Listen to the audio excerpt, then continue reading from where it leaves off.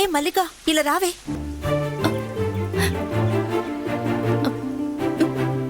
ఏ రోజైతే అలాంటి అమ్మాయిని చూస్తానో ఆ అమ్మాయిని అస్సలు వదులుకోను.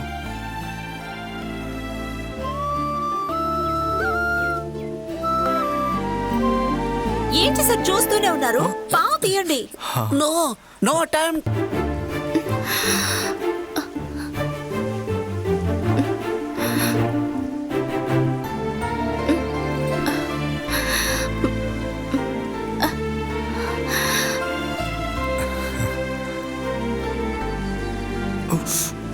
అమ్మాయి, ఎందుకన్నా మంచిది 108కి ఫోన్ చేయి.